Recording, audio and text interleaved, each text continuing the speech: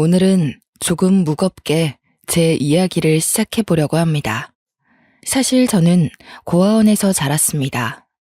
지금이야 벌써 50대에 접어들었기에 전부 추억이기도 하고 아련한 기억이지만 고아원의 생활은 참으로 어렵고 녹록지 않았습니다. 제 기억으로는 우리 엄마의 손을 잡고 고아원 입구까지 왔던 것 같습니다. 조금만 기다리고 있으면 엄마가 데리러 올게. 그 말을 마지막으로 제게 손을 흔들고 사라졌던 엄마의 뒷모습. 그 뒷모습이 아직도 선명합니다. 고아원 앞에서 하염없이 엄마를 기다리다 결국 날이 어둑해지고 추워져서 고아원으로 제 발로 걸어 들어가게 되었습니다. 제가 지냈던 고아원은 참으로 작은 고아원이었습니다. 시설 자체도 크지 않아서 아주 몇 명의 아이들만 있었습니다. 그 아이들과 함께 한 방에 옹기종기 모여서 지내야만 했어요. 저처럼 엄마의 손에 이끌려온 아이도 있었고 너무 아기 때 와서 아무 기억이 없는 친구들도 있었습니다. 고아원에서 보살핌이라도 잘 받았으면 좋았으련만 고아원 원장님 부부는 참으로 모질고 못된 사람들이었습니다. 후원금에 눈이 멀어 항상 저와 친구들을 바깥으로 내몰았었습니다. 정말 거지나 다름없는 꼴을 하고서 시외버스 터미널에서 구걸을 하기도 했고요. 어떻게든 지역신문에 기사 한 줄 실리고자 노력해야 했습니다. 연말이 되면 후원금이 꽤 들어오거든요. 그 후원금을 노리고 고아원 아이들을 그 추운 겨울에 구멍난 외투, 솜이 다 빠진 외투를 입혀다가 길거리로 내몰았습니다. 종을 울리면서 한 번만 도와주세요를 외쳐야만 했어요. 장갑도 없어서 손을 입김으로 호호 불면서 말이죠. 연말 수금 기간이 지나면 아이들은 전부 감기에 걸려 고열에 시달리기도 했고 먹은 밥을 토해내기도 했습니다. 하지만 그럴 때마다 더러운 꼴 봤다는 표정으로 저희에게 저리 비키라던 고아원 원장님 부부를 저희는 의지해야만 했습니다. 빨래며 밥이며 전부 그 어린 우리들의 고사리 같은 손으로 해내야만 했습니다. 세탁기를 사용하면 전기세, 물세가 많이 든다는 이유로 한겨울에도 차가운 물에 이불 빨래를 해야만 했죠. 공부도 전혀 시켜주지 않았습니다. 우리는 일찌감치 철이 들었고 어떻게든 살아남고자 하는 마음으로 서로를 돕고 도와 공부를 했습니다. 밤에 불을 켜면 전기세가 나오니 소등을 시켜버렸었는데 그럼 저희는 쓰다 남은 양초를 태워가며 책을 읽었습니다. 그래도 제가 공부머리는 꽤 있었는지 학교에서 치르는 시험들 성적이 좋았습니다. 제가 똑똑하다는 걸 알게 된 이후로 고아원 원장님 부부는 저를 이런저런 경시대회에 많이 내보냈습니다. 거기에서 입상이라도 하면 어떻게든 기자를 불러내서 기사 한 줄을 쓰게 했어요. 고아원에서 엄마 아빠 없이 자란 아이가 스스로 공부해서 좋은 성적을 일궈냈다. 이런 기사 한 줄이 후원금을 끌어당기기에 아주 좋은 소스였거든요. 고아원에서 고생하며 자란 우리 아이들이 이렇게나 똑똑하다. 하지만 후원이 없으니 빛을 내지 못한다고 언론 플레이를 해댔죠. 그때는 제가 중학교 2학년 때였습니다. 학교를 대표해서 꽤 큰 경시대회에 출전하게 되었고 거기서 은상이라는 상을 받게 되었습니다.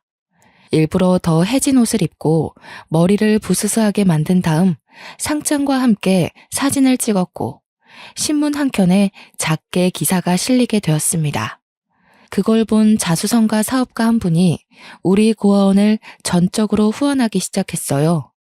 그때 처음으로 원장님 부부에게 칭찬을 받게 되었습니다. 중학교 3학년으로 올라가게 된 겨울, 자수성가한 사업가 아저씨는 고등학생인 아들의 봉사활동 점수를 채우기 위해 고아원에 와서 봉사를 시작하셨습니다. 후원금도 원장님 부부가 배불리 먹을 수 있을 만큼 주셨고 봉사도 매주 끊임없이 오셨습니다. 사업가 아저씨의 아들은 참 멀끔하고 멋있게 생겨서 그 고등학생 오빠가 저의 첫사랑이 되어버렸죠. 봉사를 가장하여 저에게 공부를 가르쳐 주기도 했었습니다. 그렇게 오빠와 친해지자 오빠는 다른 애 몰래 저를 더 챙겨주기 시작했습니다. 늘 구멍난 옷이 부끄러웠는데 제게 옷을 선물해주기도 했고요.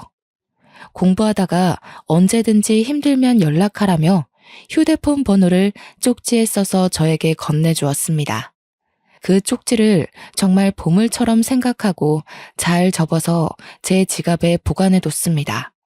그 오빠는 대학생이 되었음에도 여전히 봉사활동을 했고 저는 고등학생이 되어 더욱 열심히 공부를 시작했습니다. 오빠가 다닌다는 명문대학교에 저도 꼭 입학하고 싶었거든요. 하지만 제가 20살이 되자 더 이상 오빠를 볼 수 없게 되었습니다. 오빠는 유학을 가게 되었고 저는 사회에 뚝 떨어지게 되었거든요. 20살이 되면 고아원을 나가야만 했으니까요.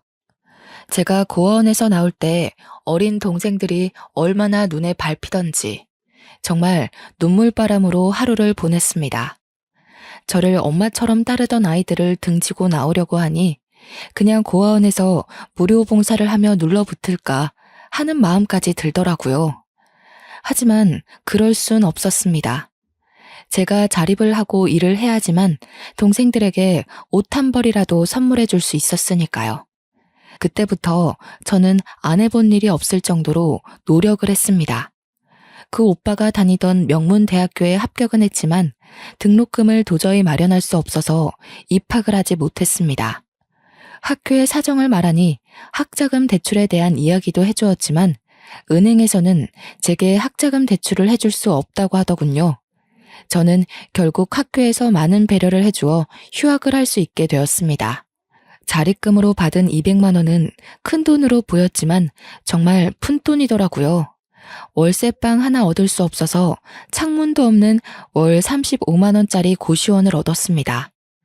저는 아르바이트며 공장이며 택배 상하차며 닥치는 대로 일을 했습니다. 그때까지도 지갑에는 보물처럼 오빠의 연락처가 남아 있었어요. 물론 유학을 갔으니 없는 번호라고 생각하고 그저 마음의 위안만 얻으려고 가지고 있었던 거였지만요. 1년쯤 그런 생활을 반복하자 아무리 끈질기게 살아남은 잡초 같은 저라고 하더라도 너무 지치고 힘들더라고요. 그래서 믿져야 본전이라는 생각으로 오빠의 연락처로 전화를 걸어보았습니다. 여보세요? 하는 소리가 들리는데 너무나도 익숙한 목소리더군요. 저는 아무 말도 하지 못하고 당황해서 하는 소리만 냈습니다. 그러자 오빠가 먼저 묻더라고요. 혹시 미나니? 왜 이제서야 연락을 했어? 한국에 오자마자 고아원에 갔더니 너는 이미 사회로 나갔다고 하고 너 연락처도 모른다고 하시고 내가 얼마나 걱정했는데. 저는 그 따뜻한 말에 눈물을 쏟아내고 말았습니다. 나를 버리고 간 엄마도 단 한 번도 나를 찾지 않았는데 저에게 온정을 베풀어준 사람이 저를 찾기까지 했다고 하니까요. 제가 울음을 터뜨리자 오빠는 당황했고 지금 어디냐고 얼굴 보고 만나서 이야기를 하자고 했습니다. 그래서 저는 오빠와 약속을 잡았고 약속 장소에 나가니 오빠와 아저씨도 나와 계시더라고요.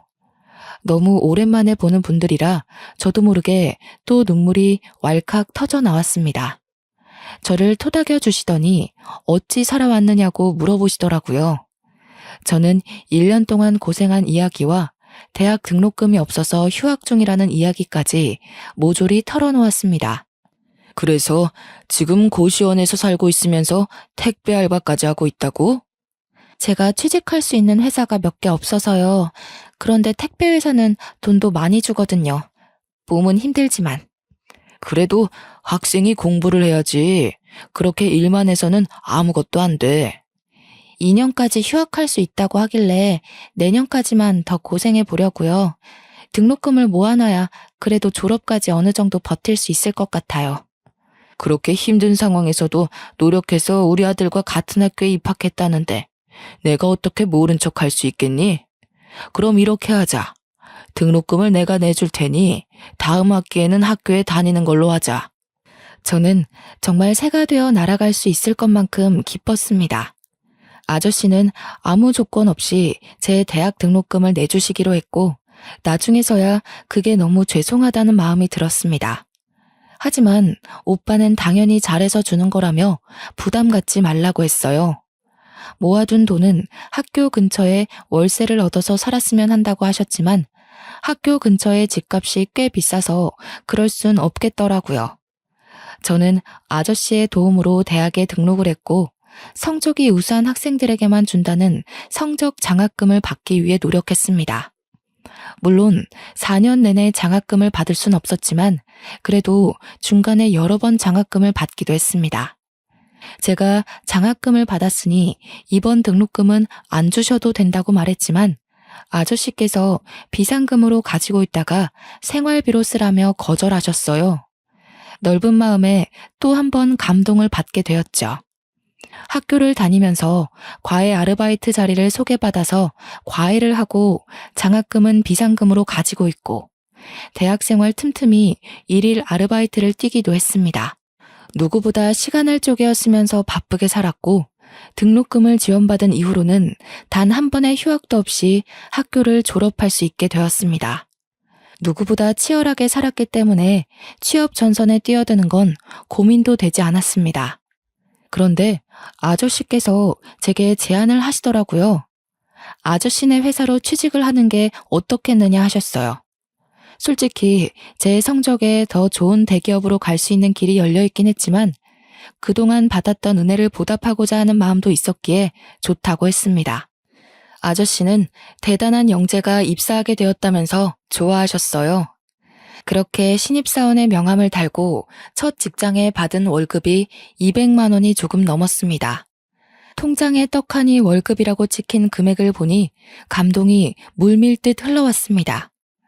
저는 그 길로 고아원 동생들에게 간식과 옷을 조금 사서 보냈고 남은 돈으로는 아저씨와 오빠에게 줄 작은 선물을 샀습니다. 오빠는 그 선물을 받고 자기도 취업 선물로 준비한 게 있다면서 제게 질 좋은 코트를 한 벌 선물해 주었어요. 저는 그 옷을 평생 보물로 생각하기로 했습니다. 올이 나갈까, 보풀이 생길까, 아까워서 한 번도 입지 못하고 옷장에 고이 모셔놨죠. 저는 입사 2년 만에 고시원을 탈출해 원룸을 얻을 수 있었습니다. 삶의 여유가 조금 생기니 봉사활동도 다니기 시작했고요. 그런 저를 아저씨는 참 예쁘게 봐주셨고 오빠와의 사이도 돈독해졌습니다. 남몰래 짝사랑하고 있었기에 오빠의 말 한마디에 설레고 가슴이 아릴 때도 있었지만 참으로 행복했어요. 그러다가 오빠에게 고백을 받게 되었습니다. 어릴 때부터 저를 지켜보고 있었다면서 저도 같은 마음 아니냐고 묻더라고요. 집안 차이가 확실하게 있었기 때문에 숨긴다고 숨겨왔는데 다 알고 있었나 봐요. 저는 솔직하게 제 마음을 털어놓았고 그렇게 연애를 시작하게 되었습니다.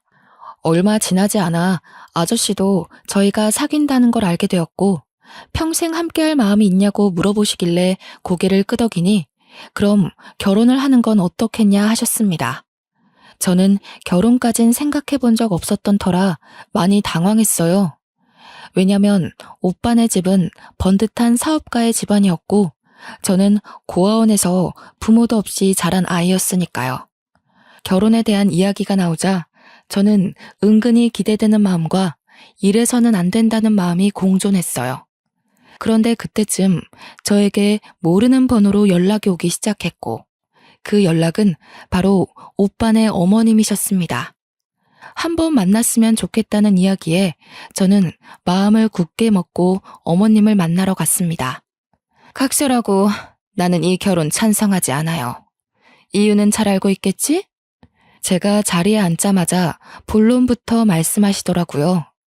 저는 이렇게 대놓고 말씀하실 줄 몰라서 꿀먹은 벙어리처럼 아무 말도 하지 못하고 멍하니 있었습니다. 우리 아들 내가 정말 금이야 오기야 키웠어. 절대로 부족함 없이 공부시켰고 유학까지 갔다 온 아이야. 그런데 고작 만난다는 기집애가 고아원에서 자란 출신도 모르는 여자라니 가당키나 해? 죄송합니다. 우리 남편도 참 생각이 없지. 사업한다는 양반이 대단한 며느리를 볼 생각은 안 하고 우리 집안 남자들이 마음을 굽힐 것 같지 않으니 그쪽이 먼저 정리해줬으면 좋겠는데. 하지만 저 정말 오빠를 사랑해요. 제가 사랑한다고 이야기하자 어머님께서는 이를 악물고 제 뺨을 치셨어요. 카페에 짝 소리가 울려 퍼지고 사람들의 이목이 집중되자 제 몸은 자연스레 움츠러들고 말았습니다. 순간 수치심과 억울함에 눈물이 줄줄 흐르더라고요. 부모 없이 자란 게 제가 원해서 된 일도 아니잖아요.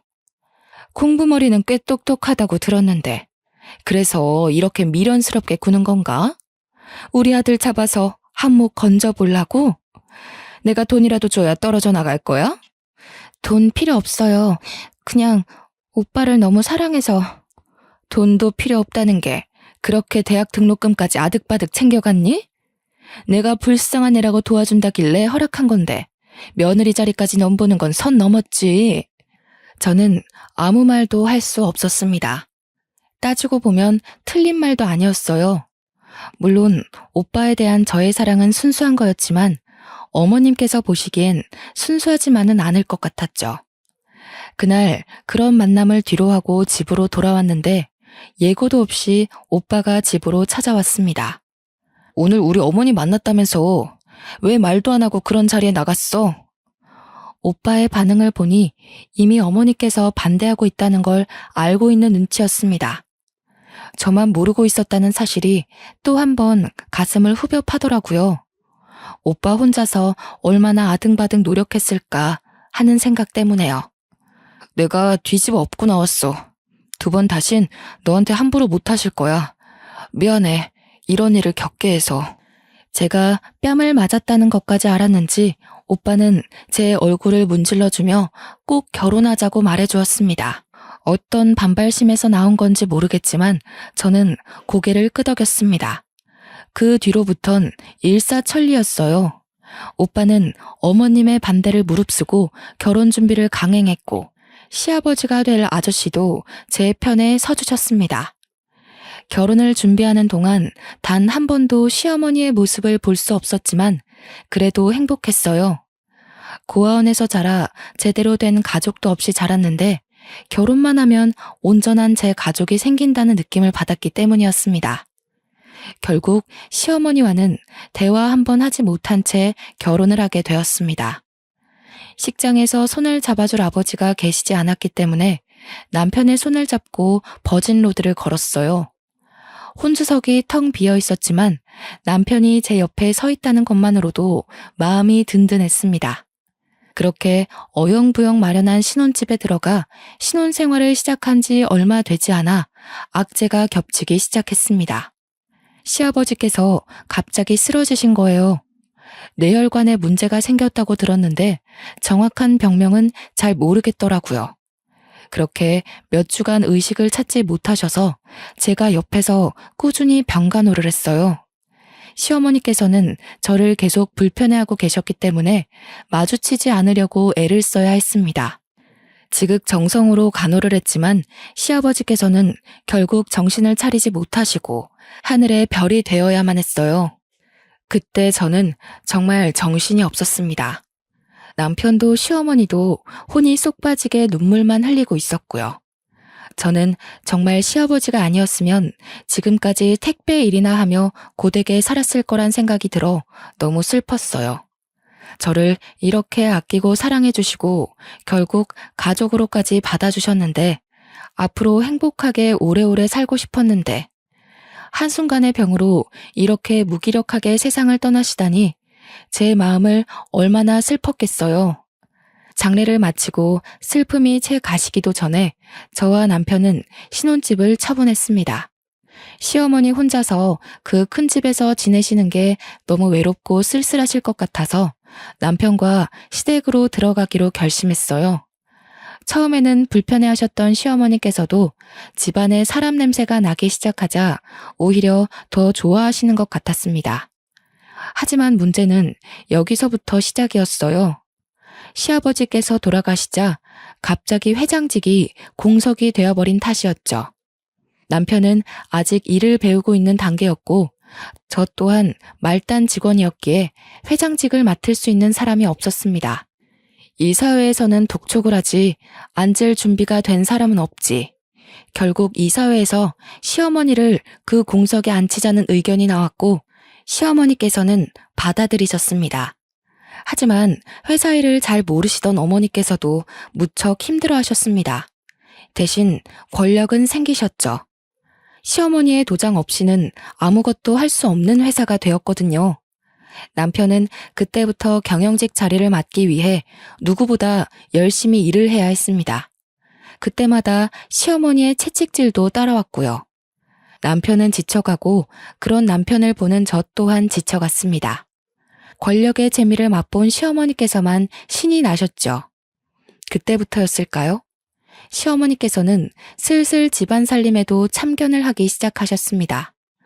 사람 냄새가 나서 좋다고 하셨는데 이제는 일만 하느라 집안 살림을 돌보지 않는다며 저를 구박하기 시작하셨어요. 세상에, 이불 빨래는 언제 하고 안 한 거니? 2주 전에 했어요, 어머님. 2주나 됐단 말이야? 이번 주말에는 이불이랑 커튼도 좀 빨아라. 커튼은 이번 환절기 때 이미 빨았는데. 너 집안에 먼지가 얼마나 많은지 몰라서 그러니? 이런 식으로 살림하는 여자가 어디 있어? 저는 평일에는 회사 일을 하느라 바쁘고 주말에는 집안일을 하느라 바빴습니다. 전혀 쉴 시간이 주어지지 않았어요. 하지만 고아원에서 일했던 경력은 무시 못하더라고요. 아무리 굳은 일이라고 해도 전부 해봤던 터라 척척 해냈습니다. 그러자 이제는 밥상을 가지고 참견하기 시작하셨습니다. 이렇게 풀떼기만 있어서 뭘 먹고 힘을 내서 일을 하겠니? 어머님이 시래기 좋아하시잖아요. 그래서 무쳐본 건데. 시래기를 아무리 좋아해도 삼시세끼 시래기만 먹니? 바깥일 한다고 유세라도 떠는 거야 지금? 시어머니께서 주구장창 일을 관두고 집안 살림에 신경을 쓰라고 요구하셨고 결국 몇 년을 다닌 직장을 결혼 1년도 채 되지 않아 포기하게 되었습니다. 집에서 살림만 하기 시작하자 그때부터는 더욱 잔소리가 심해졌습니다. 너 걸레질 언제 했어? TV장에 먼지 앉은 것 좀 봐라. 집에서 놀고 먹는 주제에 이런 거 하나 똑부러지게 못하니? 저는 매일 책 잡히지 않기 위해서 쓸고 닦고를 반복해야 했어요. 온 집안에서 광이 날 정도로 닦아대니 나중에는 주방 가전 위에 기름때가 앉았다고 혼을 내시더라고요. 저는 매일같이 기름때를 지우고 먼지를 닦아내며 하루를 보내야 했습니다. 하루 이틀은 괜찮았는데 몇 주째 반복이 되니 허리도 아프고 온몸이 쑤시더라고요. 제가 고생하는 걸 아는 남편이 하루는 마사지를 해주겠다고 제 어깨를 주물러주고 있는데 시어머니께서 방문을 벌컥 열고 들어오시더라고요. 지금 뭐더라는 거야? 바깥에서 하루 종일 일하다가 온 남편을 이런 식으로 부려먹어? 내내 집에서 쉬는 주제에? 도끼 눈을 뜨고는 저에게 소리를 지르는 시어머니께 저는 대꾸 한마디를 할 수가 없었습니다. 남편도 너무나도 지친 것이 보였고 저까지 나서서 분란을 만들 필요가 없다고 생각했어요. 남편도 입을 꾹 말고 제 편을 들어주지 않자 시어머니께서는 이때다 싶으셨는지 저를 더욱 구박했습니다. 밥상을 뒤집어 엎는 건 늘상 있는 일이 되었고 어느 날부터 남편은 아침 식사를 하지 않고 출근을 했습니다. 아침에 밥을 먹으면서 이런 꼴을 보자니 체하는 것 같다고 하더라고요. 시어머니께서는 제게 옷 다림질이 마음에 안 든다면서 얼굴에 빨랫감을 던지기도 하셨습니다. 내가 분명 오늘 중요한 회의 있다고 블라우스 다려놓으라고 했는데 그거 하나 제대로 못해서야 원. 저에게 회사에 일이 있으니 얼른 차려입고 나오라는 남편의 말에 아껴두었던 남편이 선물해준 코트를 입고 나가니 시어머니께서 진절머리 난다는 듯 제게 말씀하셨어요. 도대체 이게 언제적 디자인의 코트니? 이래서 고아티는 못 버는 거라던데 정말 쪽팔려서 어디 데리고 다니지도 못하겠다. 내가 돈을 안 주니? 남편이 생활비를 안 줘? 명품까지는 못 사 입더라도 적어도 브랜드 옷은 입어야 할 거 아니야. 이 코트 그이가 사준 거라서요. 아무리 그래도 그렇지. 이런 격식 있는 자리에 와봤어야 알지. 내가 정말 쪽팔려서 너를 며느리라고 소개시켜줄 수 있겠니? 너는 나뿐만 아니라 네 남편, 돌아가신 시아버지 얼굴에도 먹칠하는 거야. 그럴 때마다 저는 남편이 저의 편을 들어주길 원했지만 남편은 너무 지쳐있는 상태였어요. 본인 생활도 너무 벅찬 와중에 이러한 사소한 싸움까지 신경 쓰고 싶지 않았던 거겠죠. 결국 남편은 저를 외면했고 돌려져 버린 고개에 저는 너무나도 속이 상했습니다. 남편과 이야기를 해도 늘 저에게 네가 참아, 네가 참아 하는 말만 반복했고요. 저는 가정이 있음에도 불구하고 꼭 고아원에서 지냈던 그 시절로 돌아간 것만 같은 기분이 들었습니다. 시어머니의 쓸데없는 트집이 반복될수록 남편은 저에게서 점점 멀어졌어요. 회사에서도 시달리는데 집에서까지 시달리고 싶지 않으니 외면하게 되는 거였겠죠. 그런 남편을 이해하려고 하면서도 속상했고 저는 점점 마음의 문이 닫히게 되었습니다. 급하게 남편의 출장이 잡혀 저는 집에서 남편의 짐을 싸게 되었습니다. 집에 얼굴만 쓱 비추고 출장을 떠나야 한다는 말에 서운하기보단 시어머니와 단둘이 지내야 할 3박 4일이 더욱 걱정이었습니다. 그래도 남편이 있을 때는 소리만 지르고 욕은 안 하셨는데 남편이 없으면 정말 어떤 일이 벌어질지 무섭기까지 했어요. 저는 벌벌 떨리는 손을 감추고 남편의 출장기를 배웅했습니다. 그리고 3박 4일 동안 아무 일도 일어나지 않기를 바랐습니다. 하지만 그럴수록 현실은 저를 배신하더라고요. 시어머니께서는 잠깐 이야기 좀 하자며 저를 부르셨어요. 어머님, 무슨 하실 말씀이라도. 내가 여러모로 생각을 해봤다. 아직 너희들 나이가 많지도 않고 아이도 없으니까 말이야. 아이는 가지려고 노력하고 있어요. 그럴 필요 없다. 내가 매정하다 느낄지도 모르겠지만 지금 우리 회사는 안정기에 접어들기 직전이야. 그렇게 회장님 떠나시고 많이 힘들었다는 거 알고 있지? 네, 그이도 갑작스럽게 벌어진 일이라 정말 많이 힘들어했죠. 우리는 단단한 사돈이 필요해. 너처럼 몸뚱아리 하나 있는 며느리가 아니라 뒤를 받쳐줄 든든한 처가가 필요하다고. 그러니 이쯤에서 결혼놀이는 집어치우고 이혼했으면 한다.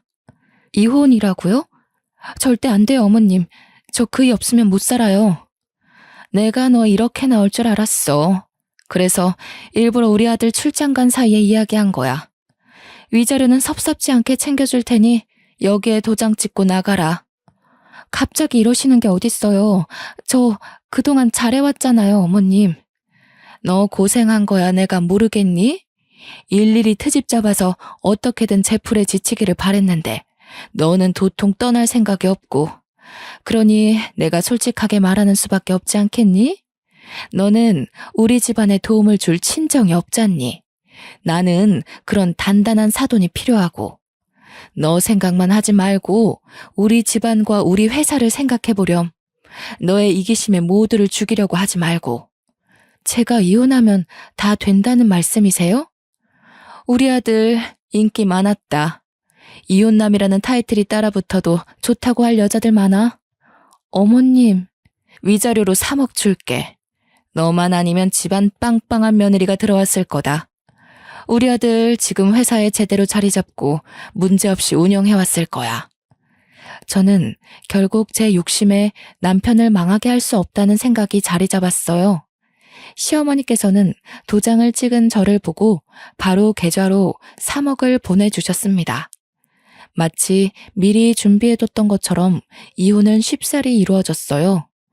저는 남편이 돌아오기 전날까지 몇 가지 없는 짐을 쌌고 시어머니는 그런 저에게 단 한 번의 눈길도 주지 않으셨습니다.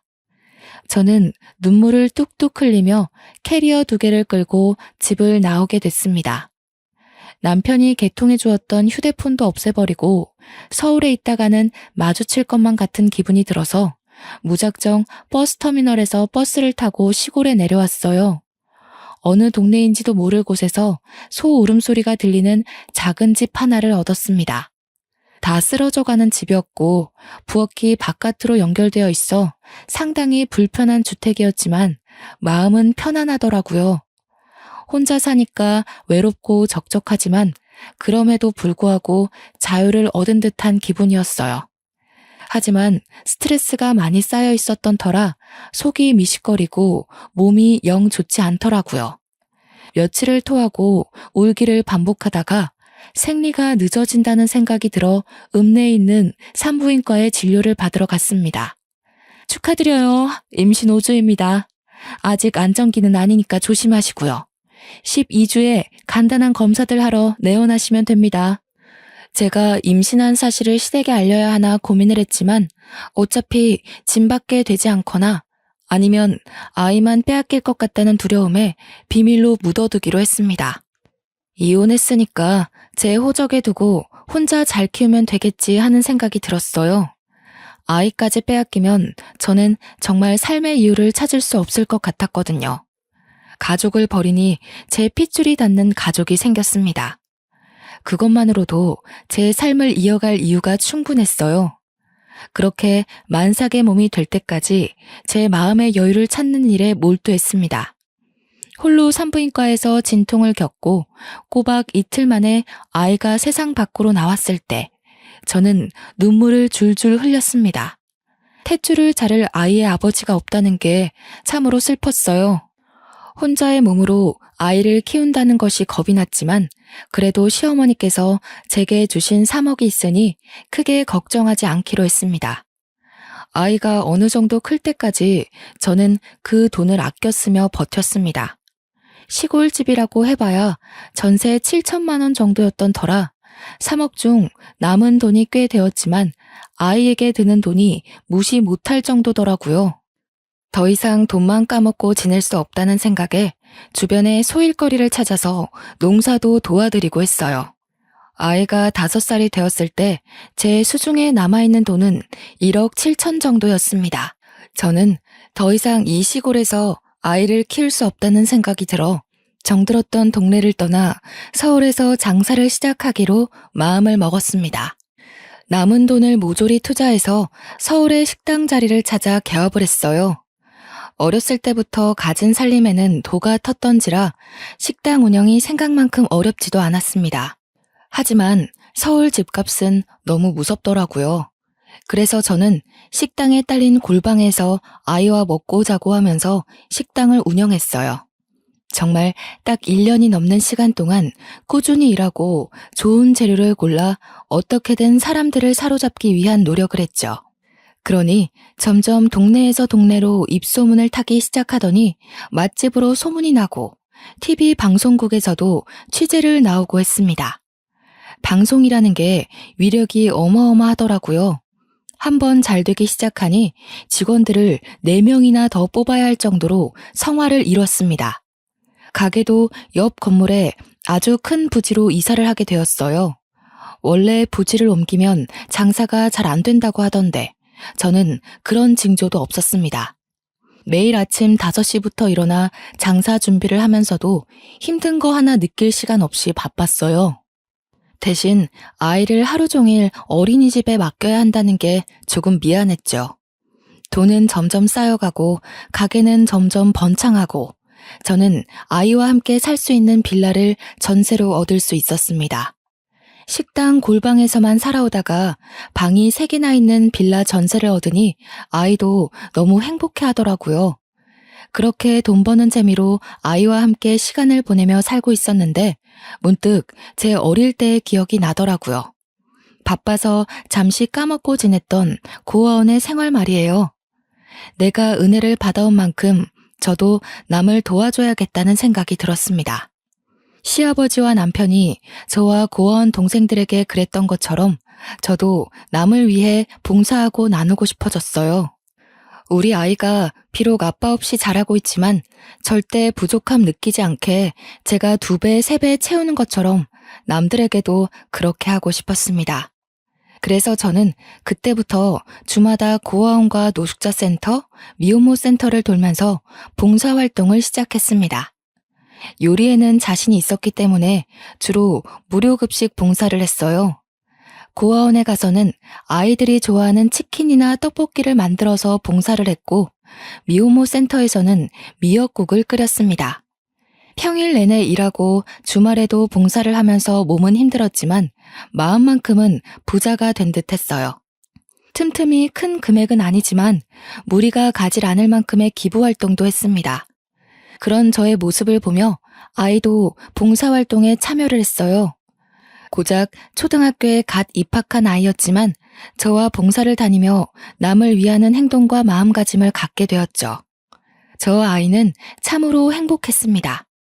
그러던 어느 날 제가 서울역에 무료 급식소 봉사를 나간 날이었습니다. 어느 때와 다름없이 줄을 서 있는 노숙자들에게 밥을 퍼서 주고 있었는데 제 앞에 우뚝 서서 시래기 반찬을 더 달라고 말하는 할머니 노숙자의 목소리가 귀에 익더라고요. 고개를 빼꼼 내밀어 얼굴을 확인하니 충격적이게도 저를 내쫓으셨던 전 시어머니였습니다. 어머님? 저를 보고는 벌벌 손을 떨기 시작하는데 제가 너무 놀래서 여기서 뭐 하시냐 물어보니 입을 열지 못하시더라고요. 일단 줄이 밀려있던 터라 자리를 잡고 앉아 계시라고 말한 뒤 다른 봉사자에게 잠시 자리를 비운다고 말하고는 어머님이 앉아 계신 자리로 갔습니다. 제가 오든 말든 상관도 안 하시고 앉아서 밥을 허겁지겁 먹고 계시더라고요. 손톱에는 검은 때가 잔뜩 끼어 있고 언제 씻은 건지 가늠도 되지 않게 냄새까지 고약했습니다. 식사를 마칠 때까지 기다리니 그제서야 얼굴을 들어 제 얼굴을 보고는 눈물을 흘리시더군요. 여기서 뭐 하세요? 왜 이런 모습으로? 내가 천벌을 받은 게지. 천벌을 받은 게야. 그때부터 울면서 이야기를 시작하시는데 저는 정말 상상도 못했던 일들을 겪으셨더라고요. 그날 네가 짐 싸들고 나간 날 너를 그렇게 보내는 게 아니었는데 다음 날 아들이 집에 오자마자 너를 찾더구나. 나는 이혼 서류를 보여주고 네가 이것만 남기고 집을 떠났다고 했어. 처음에는 전혀 믿질 않더구나. 너에게 전화를 걸었는데 없는 번호로 나오니까 그때부터 애가 실성한 사람처럼 너를 찾기 시작하는데 네가 살았던 고아원에서 몇 날 며칠을 밤을 새우고 돌아오기도 하고 너를 찾겠다고 전국을 이잡듯이 뒤지더라. 근데 어디로 숨었는지 아주 꼭꼭 잘도 숨었대. 혹시라도 마주치면 마음이 바뀔까봐 시골에 집을 얻어 죽은 듯이 살았어요. 그래, 그랬겠지. 내가 오죽 모질게 굴었니. 그 뒤로 우리 아들은 술독에 빠져 살았단다. 매일 술만 먹고 회사 출근도 안 했지. 그것까진 괜찮았는데 문제는 회사 어음이 터지면서였어. 경영이라고는 하나도 몰랐던 내가 권력만 쥐고 있으니 해결이 되었겠니? 아들은 회사 일에서 완전히 손을 놓았지. 나는 어음을 막으려고 집도 팔고 차도 팔았지. 그런데도 결국 수습이 안 돼서 회사는 넘어가게 되고 나는 빈털터리가 되었단다. 그 와중에 아들은 간에 무리가 와서 병원 신세를 지게 되었고. 그이가 아파요? 수술이 필요한 정도는 아닌데 평생 약은 달고 살아야 한다더라. 그 약값은 감당이 안 되지. 돈은 없지. 결국 얻어놨던 전세까지 모두 처분해서 아들을 요양병원에 밀어넣고 나는 이런 신세가 되었어. 결국 나이 60대 후반에 노숙자의 길을 걷게 된 것이었습니다. 저는 어머님께 이 자리에서 기다리라고 말씀드린 뒤 봉사자들에게 사정을 설명하고 중간에 어머님을 모시고 나왔습니다. 비록 저에게 모질게 굴었던 어머님이지만 차마 잘됐다고 조롱할 수 없겠더라고요. 그대로 목욕탕으로 모시고 가서 묵은 때를 전부 벗겨드렸습니다. 그리고는 우리 집으로 모시고 가서 이부자리를 깔아드렸어요. 학원에 갔다가 집으로 돌아온 우리 딸을 보고서는 어머니께서 까무러칠 듯 놀라셨습니다. 엄마, 누구셔? 인사드려야지. 할머니야. 아이고, 내가 너무 못됐다. 내가 너무 잘못했어. 임신한 줄도 모르고 우리 손녀딸이 있는지도 모르고. 어머님께서는 제게 무릎을 꿇고 손을 싹싹 빌면서 눈물을 흘리셨어요. 아이는 놀라서 할머니 왜 그러냐고 일어나라고 하고 저도 눈물만 하염없이 흘렀죠. 여자 혼자서 아이를 키우며 당했던 조롱이며 고통이 고스란히 떠올랐던 터였습니다. 저는 용서는 쉽게 할 수 없겠다고 했지만서도 어머님이 집에서 편안하게 지내실 수 있도록 도와드렸어요. 다음날 어머님과 아이의 손을 붙잡고 남편이 입원해 있다는 요양병원으로 갔습니다. 병실 문을 열자 창밖만 하염없이 바라보고 있는 남편의 뒷모습이 보이더라고요. 뒷모습이 너무나도 쓸쓸했지만 오랜 시간 사랑했던 그 오빠의 모습 그대로를 간직하고 있었습니다. 민주야, 저분이 민주 아빠야. 얼른 아빠 하고 달려가 봐. 아빠? 남편은 달려오는 딸아이를 보고 눈이 휘둥그레 커졌습니다. 그리고 저를 한번 보고 딸아이를 한번 보고 그렇게 몇 번을 번갈아 보더니 오열을 하더라고요. 차마 소중한 딸을 끌어안지도 못한 채 허리춤에 매달리는 딸의 머리만 쓰다듬으면서요. 나에게 딸이 있었다니 이 소중한 존재도 모르고 여보, 내가 정말 잘못했어. 그렇게 당신이 힘들 때 나 힘들다고 외면하고 무시했던 게 정말 아직까지 가슴에 응어리로 남아있어. 오직 힘들었으면 그 여리고 착한 당신이 나를 떠났을까 싶어서 다 내 잘못 같았고. 눈물을 줄줄 흘리면서 저에게 미안하다고 가까이 와달라고 손짓을 하는데 시어머니께서 슬쩍 제 등을 떠미시더라고요. 그렇게 한 걸음 한 걸음 다가가는데 시야가 뿌옇게 변했습니다. 저도 모르는 사이에 눈물이 흐르고 있었던 거예요. 제가 우니 아이도 울고 남편 시어머니 할 것 없이 눈물바다를 이뤘습니다. 한참을 울고 해진을 돌던 의사의 말을 들어보니 치료는 꾸준히 해야 하나 수술할 정도는 아니라고 하시더라고요. 재산을 전부 처분했던 터라 오갈 곳 없는 남편과 시어머니를 저희 집으로 모시게 되었습니다. 남편도 집이 없어서 요양병원에 입원했던 거였기에 통원 치료를 약속하고는 집으로 돌아왔어요. 시어머니께서는 다음 날부터 저를 도와 식당에 출근을 시작하셨습니다. 저는 몇 번이고 고된 일이라며 말렸지만 일을 하시겠다며 빚을 갚겠다는 어머님을 말릴 수가 없었어요. 남편은 꾸준한 통원 치료와 본인의 의지로 지금까지 탈없이 잘 이겨내고 있습니다. 아직 몸은 많이 약해져 있지만 충분히 이겨낼 수 있을 거라고 믿고 있어요. 지금은 딸아이와 온 가족이 함께 행복하게 살고 있습니다. 돌고 돌았지만 결국 한 가족이 되었습니다. 앞으로는 찢어지지 않고 영원히 함께 할 거예요. 길었던 제 인생 이야기 들어주셔서 감사합니다.